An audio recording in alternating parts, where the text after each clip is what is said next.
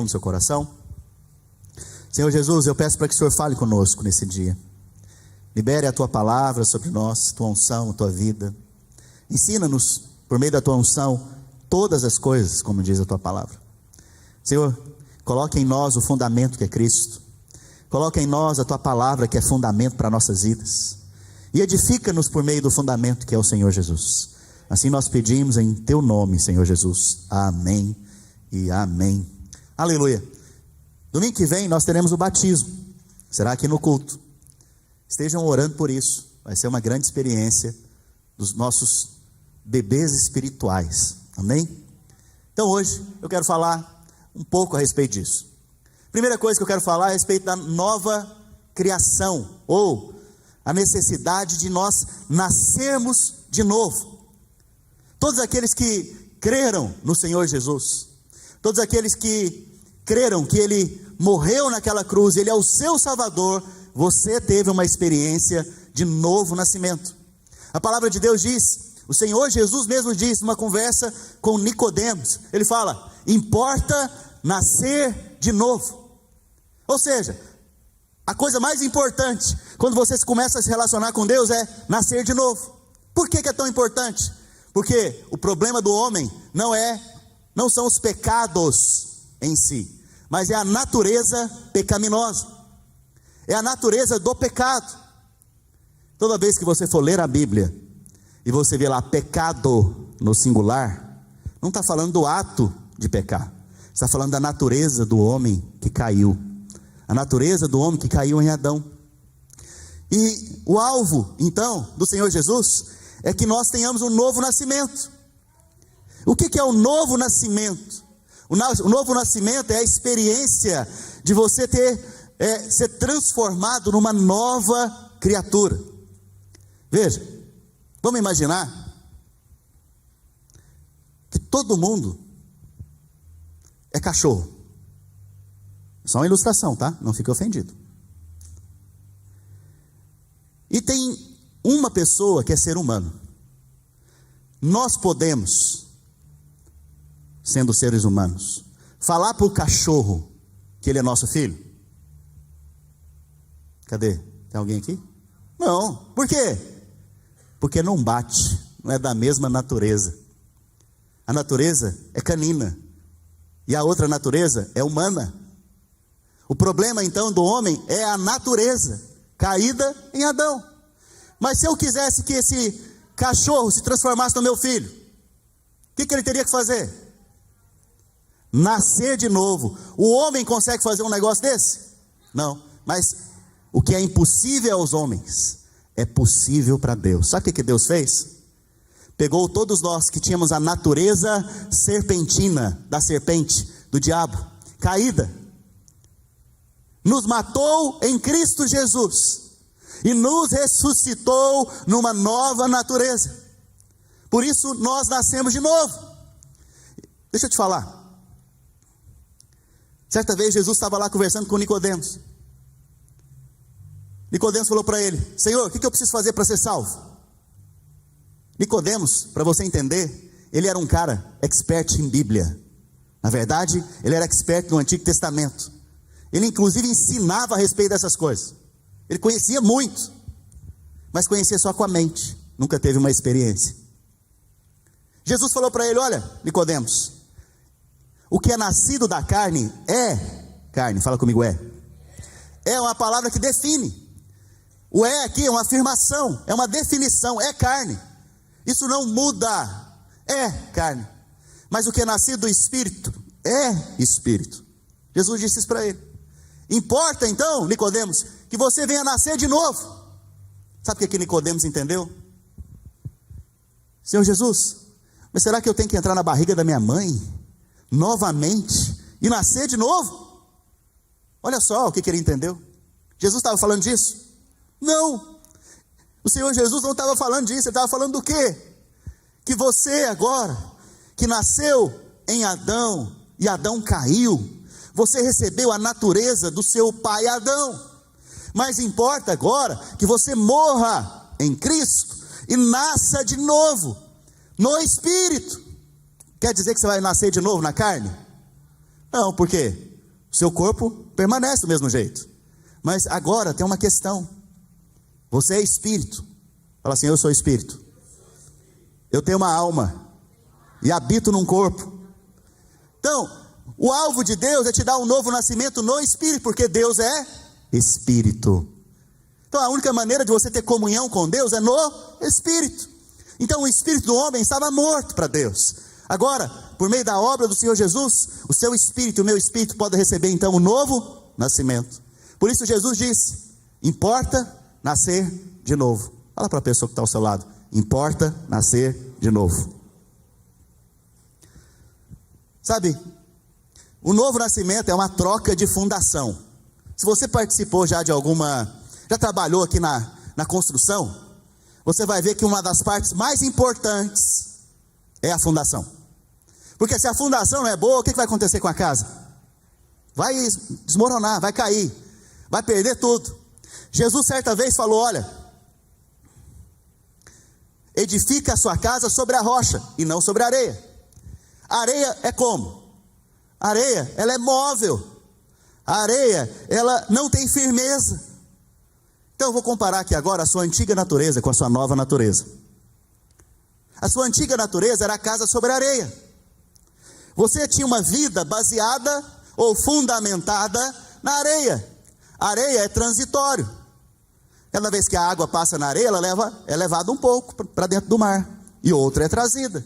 Então, é uma coisa transitória, que muda sempre. Não tem firmeza, não tem fundamento. E Jesus disse: se você construir a casa sobre areia, vai vir a tempestade. Isso quer dizer o quê? Que o dia mau acontece com todo mundo. Nós não estamos isentos do dia mau. O dia mau, ele existe. Tem um dia que é ruim mesmo na nossa vida. Mas se você está com a casa sobre a areia, a casa vai cair. Ele fala também que as águas virão e destruirão aquela casa. Os ventos fortes vão soprar e vão destruir aquela casa. Por quê? Porque a fundação dela está na areia.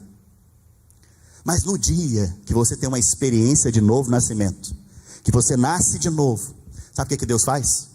Te coloca sobre a rocha, que é Cristo. E nesse momento você é colocado sobre Cristo. E agora então, pode vir um dia mau, pode vir a tempestade, pode vir os ventos fortes, as ondas altas, que você não será abalado. Por quê? Porque agora você foi colocado numa nova natureza. Numa nova natureza. Por isso, o novo nascimento representa então que a sua vida está sendo edificada agora sobre o fundamento. E o fundamento é Cristo. Cristo é a sua segurança. Rocha fala de quê? Segurança. Rocha fala de quê? Permanecer. Rocha fala de fundamento sólido. Então a sua casa não vai desmoronar. A sua vida não vai desmoronar. Pode até acontecer situações ruins, mas isso não vai te abalar. Porque você está sendo feito inabalável. Aleluia. Por quê? Só porque Deus mudou sua natureza. Vou te dar uma outra ilustração daquilo que aconteceu com a sua vida. Preste atenção. Os homens, na Bíblia, são comparados com árvores. Eu vou falar uma árvore aqui, por exemplo. Quem gosta de manga?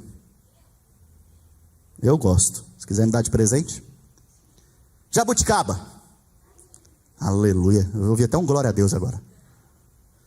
Se quiser me dar também de presente, estou recebendo. Preste atenção. A jabuticaba nasce aonde? Qual árvore? Jabuticabeira. Esse nome bonito. É na jabuticabeira. Agora preste atenção. Por que a jabuticabeira dá a jabuticaba? Por causa da natureza. A natureza daquela árvore é dar o quê? Jabuticaba. A natureza da mangueira é produzir qual fruto? Você já viu jabuticaba nascendo da mangueira? Não, eu nunca vi. Por quê? É porque é uma questão de natureza. A Bíblia fala que a nossa natureza era a natureza caída em Adão, a natureza do pecado. qual que era a coisa mais normal do mundo para nós?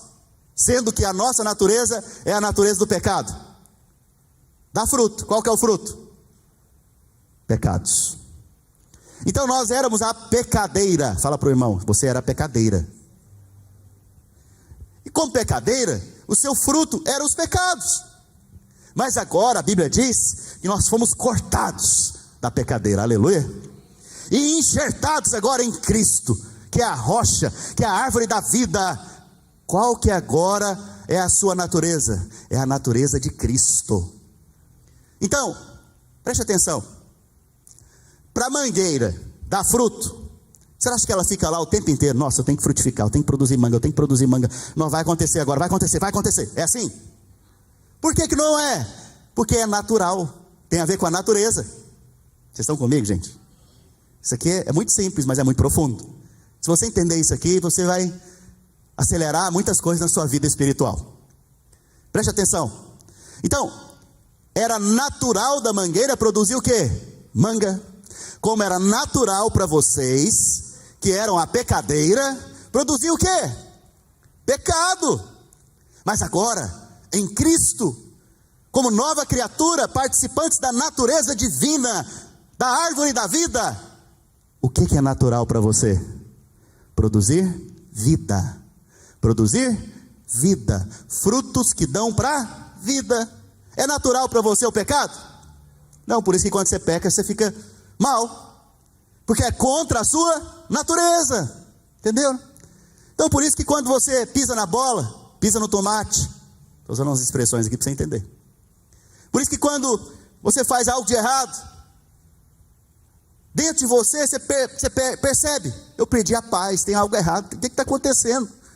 Por quê? Porque a natureza, a sua nova natureza, ela vai te mostrar que esse tipo de comportamento é contra ela, ou seja, contra a natureza que foi criada. Veja, o que o Senhor Jesus fez foi muito poderoso, foi tão poderoso que teve o poder de mudar a sua natureza. Isso é algo extraordinário, é um milagre. Jesus fez um milagre em nossas vidas, nos salvando. Ele não só nos salvou do pecado, Ele não só nos salvou da condenação e do juízo, não. Ele também fez o quê? Mudou a nossa natureza. Se Ele não tivesse mudado a nossa natureza, nós jamais poderíamos ser filhos de Deus. Mas porque Ele nos fez da natureza dEle, de filho, hoje nós somos chamados de quê? Filhos de Deus. Você pode dizer nessa manhã, eu sou filho, amado de Deus. Aleluia. Isso muda tudo. Por isso que Jesus, quando Ele vem, Ele não chama Deus de Deus, Ele chama Deus de Pai. Porque Ele veio para nos revelar um novo nome. Qual é esse novo nome de Deus que Ele está revelando? Pai. Porque ninguém chamava Deus de Pai. Mas agora aparece Jesus homem, Filho de Deus, chamando Deus de Pai. E no final Ele fala, o meu Pai e vosso Pai. Quer dizer o quê? Que Ele está nos dando agora o Pai dEle. Nós somos parte então da família divina. Você é o divininho. Vocês não entenderam a brincadeira? Nós somos os divininhos, irmãos. Nós só fazemos parte da família divina. Tudo isso por causa da obra de Jesus na cruz do Calvário, que produziu em nós uma nova natureza. Por isso importa-vos nascer de novo. Aleluia. Preste atenção. Para a pecadeira produzir o pecado, tinha que ter esforço? Ou era algo natural? Natural. Agora, para você produzir boas obras, será que você tem que ficar em casa? Não, eu não vou pecar. Será que você tem que fazer isso? Não, porque se tiver que fazer isso, tem um problema na sua natureza. Entende? Se você tem que ficar o tempo inteiro ocupado com você, pensando, nossa, eu tenho que fazer isso para Deus me aceitar, eu tenho que fazer isso para Deus se agradar de mim. Espera lá, tem um problema. Sua natureza ainda talvez não foi mudada. Porque de forma espontânea, as coisas vão frutificando na sua vida, de acordo com a sua nova natureza. Por isso, que quando nós nascemos de novo, Tinham palavras da nossa boca que antes a gente falava, de repente muda, a gente para de falar e nem percebe. Sabe uma das coisas que aconteceu comigo quando eu nasci de novo? Deus converteu minha boca. Eu nem vi. De repente um falava uma coisa, um palavrão, uma expressão que é pejorativa, aquilo doía nos meus ouvidos. Falei, mas por que é isso? Antes eu mesmo falava um troço desse, agora ele fala, dói nos meus ouvidos. Por quê? Por causa da nova natureza. Por causa da nova natureza. Essa é a obra de Jesus na sua vida. Sabe, se você creu, você já recebeu essa nova natureza. Amém? Então, qual que é o primeiro passo para o novo nascimento? O arrependimento. Fala comigo, arrependimento. Pastor, mas o que é arrependimento? Quando eu falo de arrependimento, ainda hoje, na vida da igreja, há uma mentalidade errada a respeito desse assunto. Arrependimento é mudança de mente. Fala comigo, mudança de mente. Metanoia, no grego. No original, a palavra arrependimento é metanoia. Metanoia em grego é mudança de mente. Mas quando eu falo arrependimento para alguns, talvez vocês vão pensar o quê? Se você é crente mais antigo ainda. Você vai falar, nossa, arrependimento é eu chorar, lambuzar tudo aqui, catarro escorrer, e aí então eu me arrependo, até eu conquistar o perdão de Deus. Aleluia. Não é isso, porque o perdão de Deus não é o seu choro que conquista. O perdão de Deus não é o tanto de lágrimas que você derrama que vai conquistar. O perdão de Deus é a obra de Jesus. Confia nela, não confia em você. Essa é a maneira que você é perdoado, por causa dele. Tudo é por meio dele, para ele. Tudo é por causa dele, é por causa dele que você foi salvo. Então arrependimento pode envolver lágrimas? Pode. Arrependimento pode envolver choro? Pode. Arrependimento nada mais é do que mudança de mente. Até hoje, os gregos usam a palavra, lá na Grécia, metanoia. Então, por exemplo, vou te explicar o que é arrependimento no grego. Um grego levantou de manhã, num sábado ensolarado, e ele falou, eu vou tomar um sorvete na sorveteria. Então ele sai de casa preparado para ir para a sorveteria. Quando ele chega na sorveteria, ele já chega decidido, eu vou tomar um sorvete de morango. Só que ele vai passando os olhos e ele vê um sorvete de chocolate brilhando para ele. Ele fala, não, eu não vou querer esse sorvete de morango não, eu quero de chocolate. Sabe o que é a palavra que ele usa? Metanoia. Mudei de mente, eu quero chocolate. Isso é arrependimento no grego. Olha só, esse simples ato de mudar de opinião é arrependimento. O que Jesus disse? Arrependei-vos, porque é chegado o reino dos céus. Muda de opinião, porque o reino de Deus já está aqui. É isso que ele disse. Em outras palavras é isso. Mas como se não bastasse, ele quis nos ensinar a respeito de arrependimento. Então ele conta 3 parábolas. A parábola da ovelha perdida, a parábola da dracma perdida e a parábola do filho pródigo. Todas as 3 parábolas, o assunto central é arrependimento. Então, se você for ver lá em Lucas, não temos tempo para ler, mas em Lucas diz o seguinte, que haviam 100 ovelhas, uma se perdeu e foi para o deserto. Deserto é lugar árido, seco. Essa uma que se perdeu, estava lá no deserto, e o bom pastor, que é o Senhor Jesus, ele deixa as 99 em segurança, e vai atrás daquela que está perdida. A encontrando, diz a palavra, ele a coloca sobre os seus ombros, e a traz de volta para o aprisco. E Jesus disse, há mais alegria no céu, para um pecador que se arrepende, do que para 99 justos. Agora eu te pergunto, cadê o arrependimento aqui nessa história?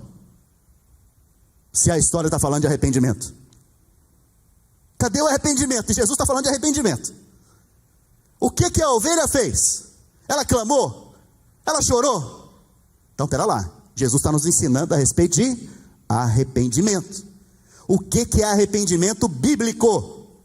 O arrependimento segundo a Bíblia é deixar-se ser conduzido pelo seu bom pastor. Deixar-se ser colocado nos ombros, na rocha que é Cristo. Isso é o verdadeiro arrependimento. Se você hoje se deixar ser conduzido pelo Senhor, você se arrependeu. Sabe o que é o próximo passo que Ele vai fazer? Te colocar de volta no aprisco. Sabe qual que é a porta do aprisco? O batismo. É pelo batismo que você é integrado ao corpo de Cristo.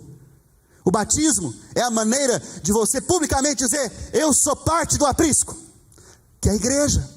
O aprisco é a igreja. Você veja, enquanto estava sozinho, desviado ou perdido lá fora, a ovelha, ela estava sozinha.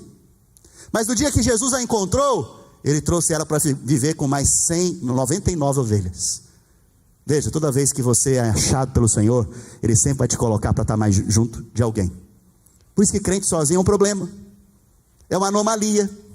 Crente sozinho é uma anomalia, porque sempre que Jesus nos encontra, Ele nos leva para estar no aprisco. Vocês estão comigo, gente? Sabe, o arrependimento bíblico, então, é deixar ser conduzido. Antes, a minha direção era ir para o deserto, mas agora eu me deixo ser levado, guiado pelo Espírito Santo, porque todos aqueles que são filhos de Deus são guiados pelo Espírito de Deus. Então me deixo ser guiado agora, vou sendo conduzido pelo meu bom pastor. Essa é a maneira então que nós, biblicamente, nos arrependemos. Quantos se arrependeram aqui? Aleluia. E arrependimento não acontece uma vez na sua vida. Arrependimento acontece cada vez que você tem uma experiência com a palavra de Deus.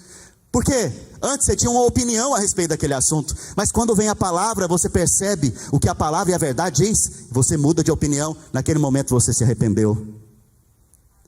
Muitos dos arrependimentos que você teve, você nem percebeu, você nem chorou ou veio no apelo, você apenas mudou de opinião a respeito do assunto da palavra. Está claro? Aleluia. Então aqueles que se arrependeram, eles se deixaram ser guiados pelo bom pastor. Se você se deixa ser guiado pelo bom pastor, quer dizer que você vai fazer a vontade do bom pastor. E a vontade do bom pastor agora é o que está escrito lá em Mateus 28:19. Olha o que ele diz. Depois de achar a ovelha perdida, devolvê-la para o aprisco, o que ele diz para nós, ovelhas, que estamos no aprisco: ide, portanto, fazei discípulos de todas as nações, batizando-os em nome do Pai, do Filho e do Espírito Santo. Veja, a consequência de ser achado pelo bom pastor é que, primeiro, você vai ser batizado. Segundo, você vai ser colocado num aprisco.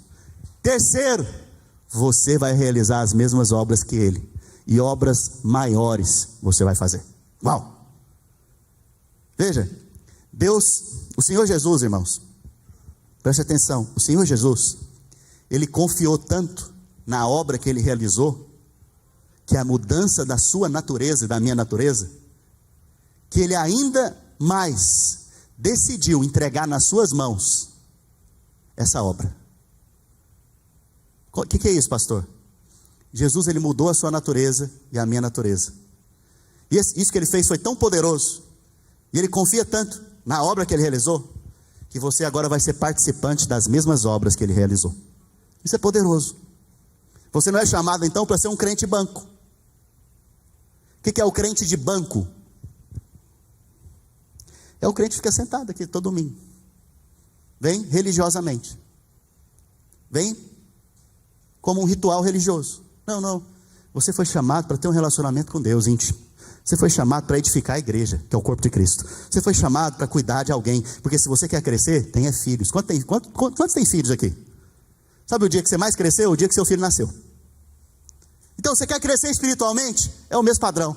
Tenha filhos espirituais. Quantos mais filhos espirituais você tiver, mais rico espiritual você vai ser. Então não dá para você ficar sentado no banco. O alvo do Senhor é te levar à maturidade. Mas todo mundo que nasceu de novo é criança. E é normal ser criança, para quem nasceu de novo. O problema é quando envelhece, mas não cresce. Aí é o crente anão. O crente anão, ele tem dois princípios. Ele não cresce, é anão mesmo. E para tudo que fala a respeito da palavra para ele é anão. Aleluia. Estou engraçado hoje, né, irmãos? Olha só. Qual que é a consequência do batismo nas águas para mim? Veja. Eu vou usar aqui a história do povo de Israel, lá em Êxodo. Se você tiver curiosidade depois, leia. A Bíblia fala que o povo de Deus morava no Egito. Isso aqui é um símbolo da realidade que nós temos hoje. É uma sombra da realidade que nós temos hoje. O povo de Deus estava no Egito. O Egito representa o quê? O mundo. Sendo escravizado no mundo por Faraó, que é quem? Satanás. E lá eles estavam escravos. E como escravos, eles trabalhavam de sol a sol. Não tinham tempo para nada. Não estou falando dos Estados Unidos, viu, gente? Estou falando do mundo. A Bíblia diz então que esse povo de Deus, que representa a gente, eles começaram a clamar a Deus: muda essa situação. E a Bíblia diz que Deus ouviu o gemido deles. Quem está gemendo é porque está alegre? Não. Está vendo que Deus ouve até gemido? Talvez um dia, você que está me olhando aqui, antes de conhecer o Senhor, sem mesmo saber como orar, estava gemendo na sua alma lá fora, com os problemas que você estava vivendo, com a escravidão que você estava passando. Mas Deus ouviu você, e te encontrou, e te salvou do mundo, e te salvou de Faraó, e te trouxe para um novo e vivo caminho. A Bíblia diz que Deus então levanta Moisés, o enviado, que é uma figura de Cristo, e ele foi enviado para o Egito. Cristo foi enviado até nós, como nosso libertador. Moisés então é o libertador do povo de Deus. Jesus é o nosso libertador, o povo de Deus, a igreja. A Bíblia diz então que Faraó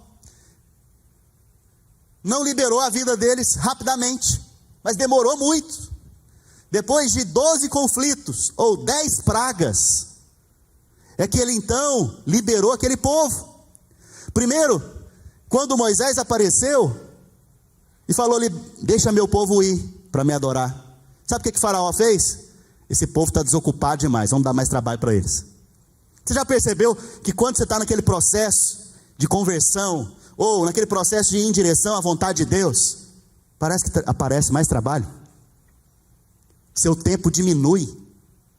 Por quê? Faraó não quer te liberar, filho. Faraó quer sempre tomar o seu tempo, porque se você não tem tempo, você não pode ter comunhão com Deus, você não pode experimentar de Deus. A Bíblia diz que Moisés insistiu com ele 12 vezes. Das 12 vezes, 10 vezes foram pragas que Deus enviou, ou juízo que Deus enviou sobre o Egito.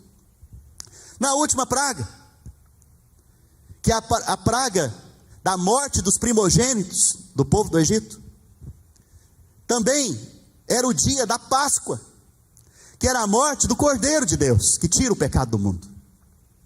Um símbolo do Senhor Jesus. Todos nós que passamos pela Páscoa fomos salvos. Todos nós que cremos que o Cordeiro tinha poder para nos salvar, fomos salvos do dia do juízo. Para nós não há mais condenação, nem juízo. Nós passamos da morte para a vida, diz a palavra. Nesse dia então da Páscoa, todo o povo de Deus recebeu salvação por meio do sangue do Cordeiro. Aquilo ali é uma sombra da realidade que nós temos em Cristo.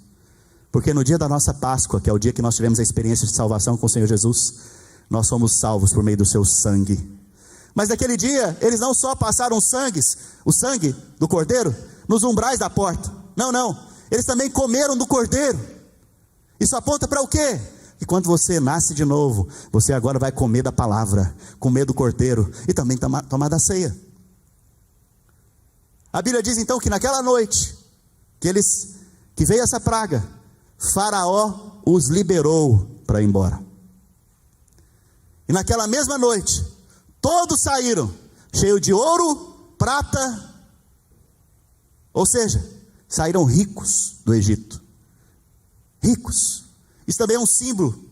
No dia que você nasce de novo, você recebeu uma grande herança espiritual, a herança do próprio Cristo. A Bíblia diz então que agora eles estão a caminho do Mar Vermelho. O mar aqui representa a morte. O mar representa, preste atenção, qual que é o nome do mar? Vamos lá, gente. Tem crente aqui hoje? Cheio do Espírito? Qual que é o nome do mar? Vermelho. Mar? Vamos de novo? Mar? Nada está na palavra por um acaso. Quando nós passamos pelo mar, na verdade nós estamos passando pelo sangue do Cordeiro que foi morto na cruz do Calvário. Este sangue nos leva para o outro lado, um lado que era impossível nós irmos por nós mesmos, o outro lado da experiência de caminhar com Deus, o outro lado de ir pelo novo e vivo caminho, o outro lado de ter comunhão com Deus. Quando o povo de Israel passou pelo Mar Vermelho a pés secos, a Bíblia diz que o mar se abriu e eles passaram a pés secos até o outro lado. O que quer dizer isso? Eles não sofreram juízo. Por que eles não sofreram juízo? Porque outro sofreu no lugar deles. E quem é esse outro? O Cordeiro de Deus que tira o pecado do mundo, Jesus Cristo. Então o mar representa o quê? Qual que é o símbolo do mar? A morte. Fica aqui comigo.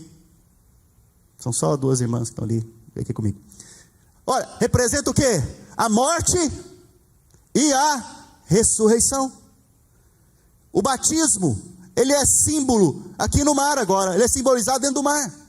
Quando nós batizamos, nós entramos na morte de Cristo, mas também nós nos levantamos agora em Cristo.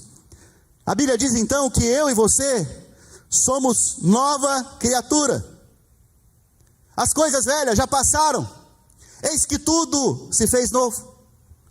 Gálatas, projeta Gálatas, por favor, 2:19. Gálatas 2:19. Olha o que diz.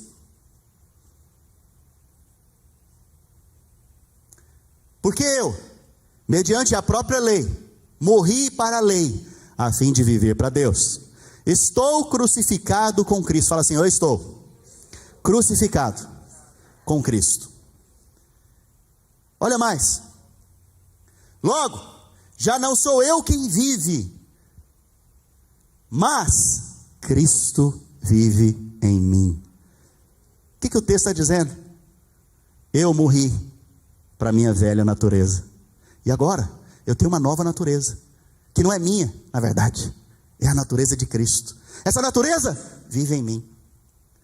Veja, na cruz, quando Jesus morre, Ele está levando a sua velha natureza. Mas a obra do Senhor Jesus não é só a cruz. A Bíblia fala que ao terceiro dia Ele ressuscitou. E se Ele ressuscitou, nós podemos ter a firme esperança que naquele dia nós também vamos o quê? Ressuscitar. Mas o que quer dizer isso?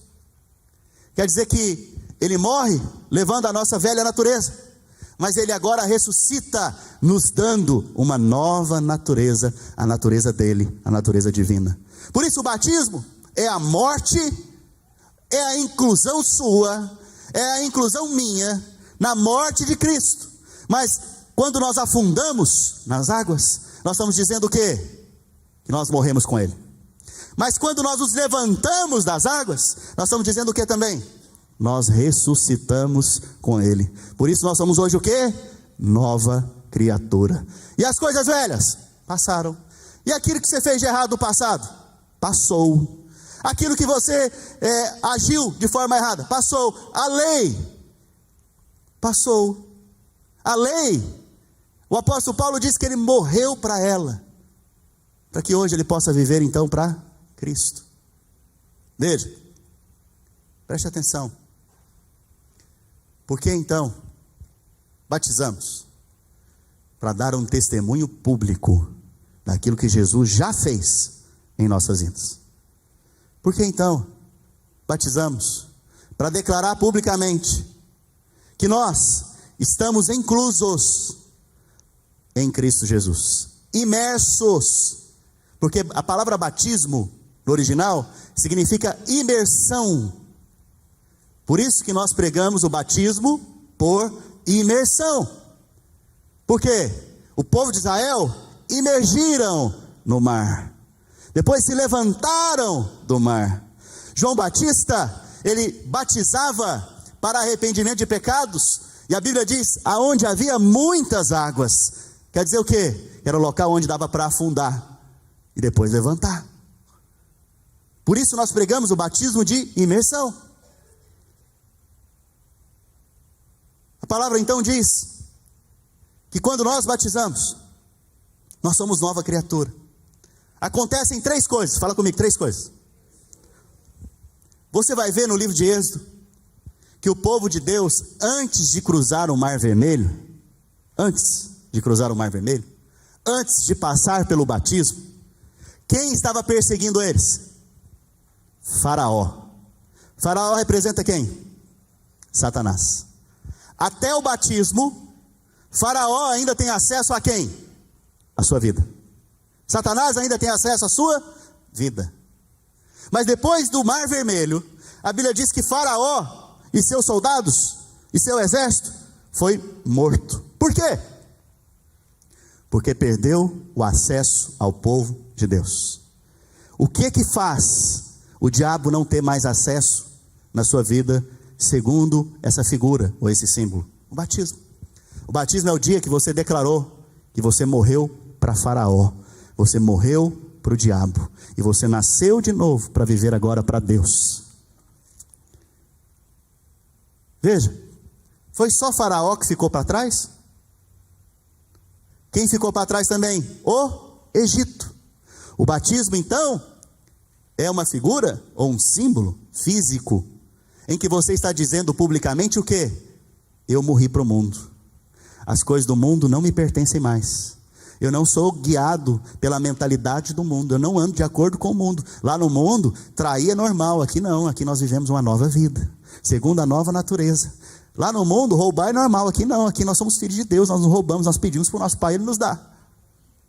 Lá no mundo, mentir é uma coisa prática, do dia a dia. Aqui não, aqui a gente fala a verdade, porque Deus é verdade. Lá no mundo, desobedecer pai e mãe é normal. Desonrar é normal. Aqui não, aqui a gente tem a nova natureza. Na nossa casa, na nossa família, nós honramos os nossos pais, os mais velhos, nós obedecemos, nós somos conduzidos pelos nossos irmãos, nós caminhamos juntos. Lá no mundo, puxar o tapete, né?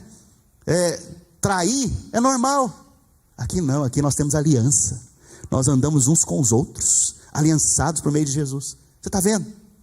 Essa é a nova natureza que você recebeu. Te leva a viver essa nova vida, essa experiência maravilhosa.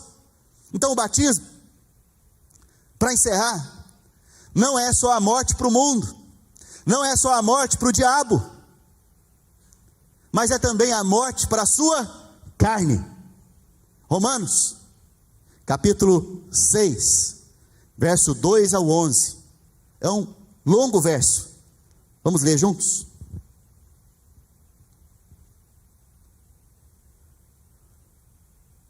No verso 1, abre o verso 1. Olha só. Que diremos, pois?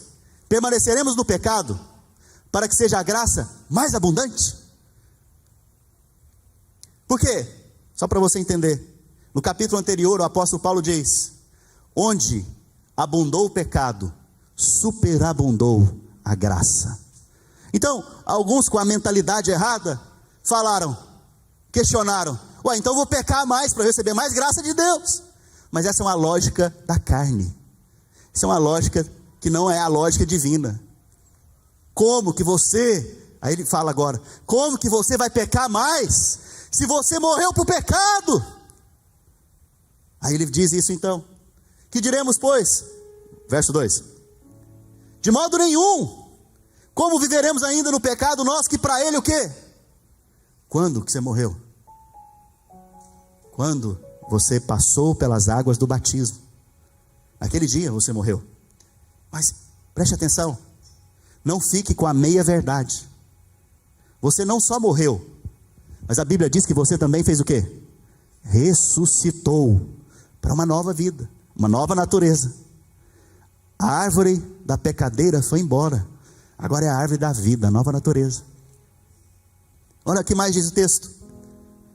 Ou porventura ignorais que todos nós que fomos batizados em Cristo Jesus, fomos batizados na sua morte. Fomos, pois, sepultados com Ele na morte, pelo batismo. Como que você é sepultado com Ele na morte?